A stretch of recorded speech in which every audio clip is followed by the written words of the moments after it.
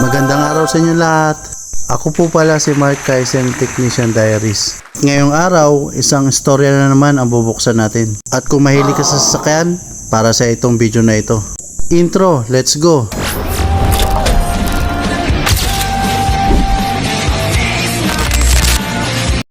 Hello mga sir, good evening. Kwentuhan muna tayo.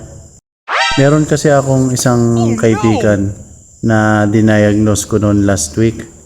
Pinuntahan ko sa bahay nila kasi nga problema siya dahil nga nagra-rough idling yung sasakyan niya.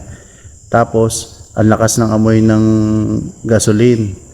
Isa pa, ang problema, patay sindi ang aircon, pero nung sinabi niya sa akin, bagong pagawa niya, bagong palinis ng aircon, condenser, tapos nagdagdag na ng preyon, nagpalit na ng preyon. Pero after 3 days, patay bukas yung aircon. At nung diniagnose ko, may nakita akong trouble code. Ito yung nakita kong trouble code. Sorry nilista ko na. Dahil hindi ko naman lahat yun nakakabisado. P0130 sensor circuit malfunction. Bank 1 sensor 1. Ito yung makikita doon sa may malapit sa catalytic converter. So yun yung isang na-diagnose ko at na-scan ko. Yung pangalawa is yung P0531. So yun yung isang trouble code na hindi ko may erase. At yun, binalik sa akin ni client kaninang gabi. At yun yung tinoubleshoot ko. At yung diniagnose ko nung last week, ang nakita ko doon sa bahay nila is yung P0130 na sensor circuit malfunction bank 1 at yung P0135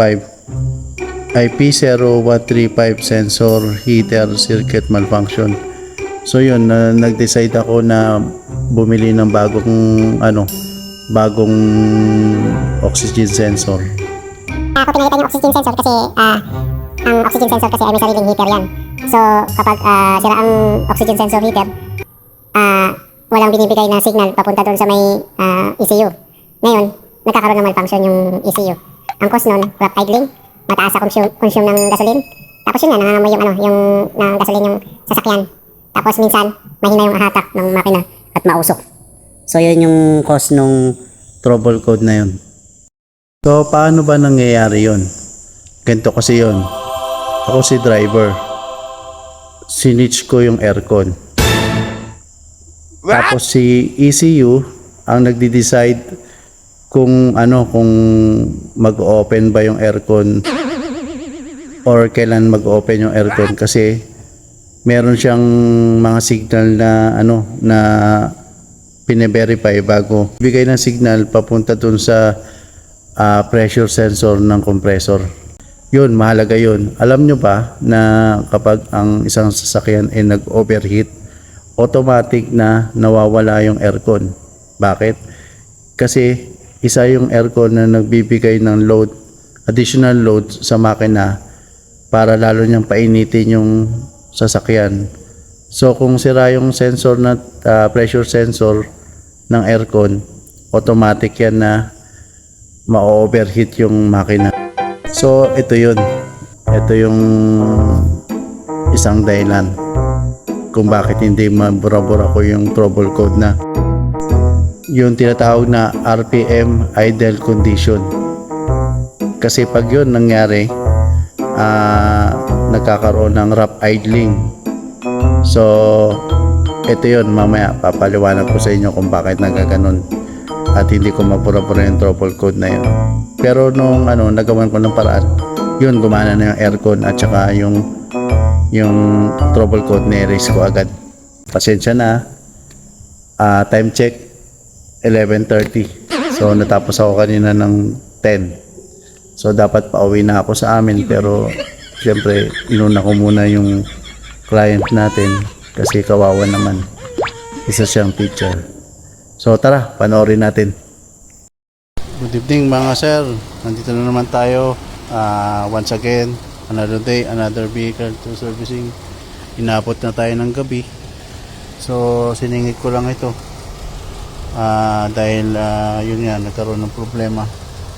Ang issue pala nito is rough idling.